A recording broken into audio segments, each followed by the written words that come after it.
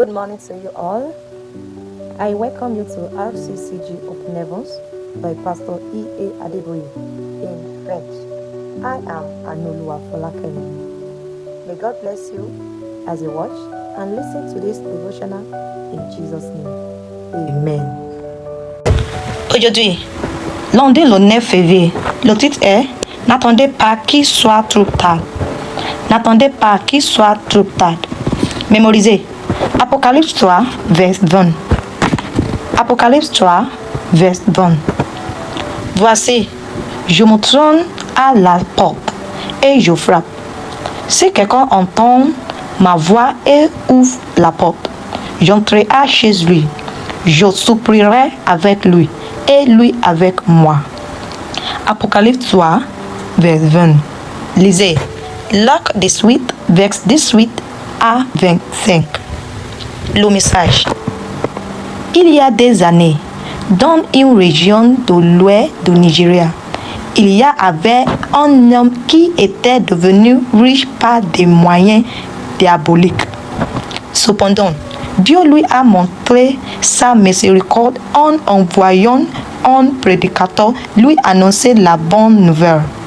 Le prédicateur lui a dit que Jésus avait payé pour tous ses péchés, aussi terribles soient-ils.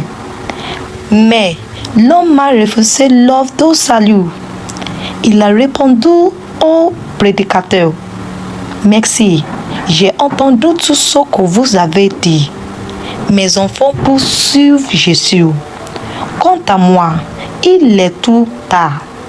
Le prédicateur a rétorqué: Tant que vous respirez encore, il n'est pas trop tard.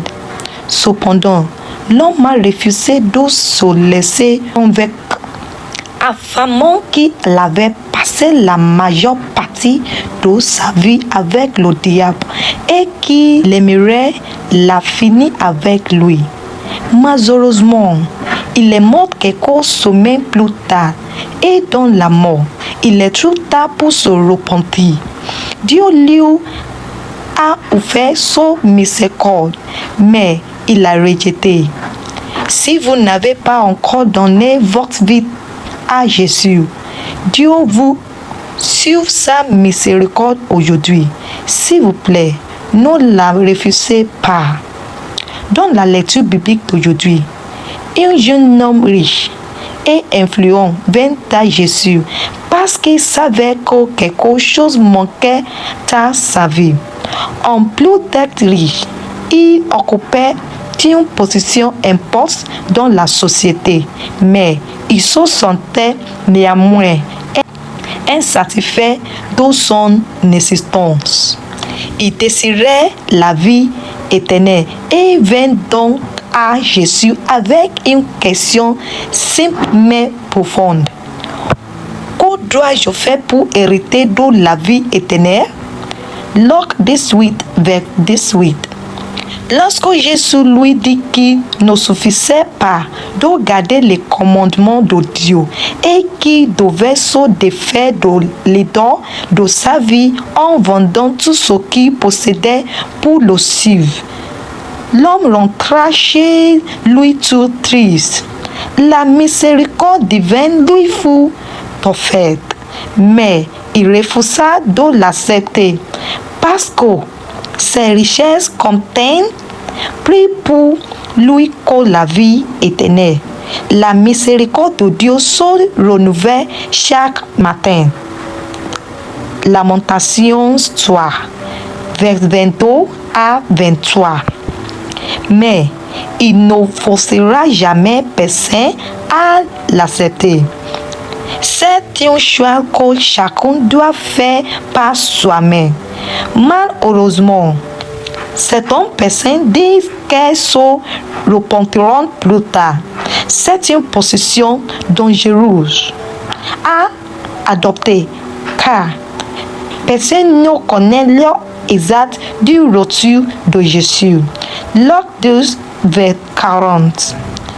Et comme nous le voyons dans Luc 12, verset 20, Dieu peut réclamer leur âme à tout moment. Bien-aimés, si vous vivez encore dans le péché,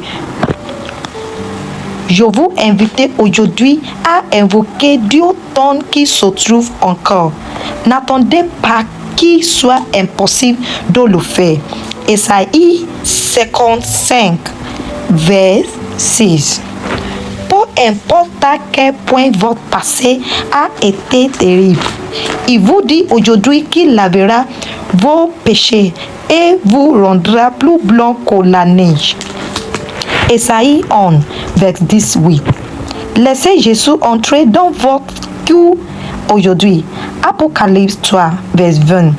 Avant qu'il ne soit trop tard. Point clé. Si vous n'avez pas encore donné votre vie à Christ, n'attendez pas qu'il soit trop tard. Acceptez sa miséricorde aujourd'hui. Merci beaucoup.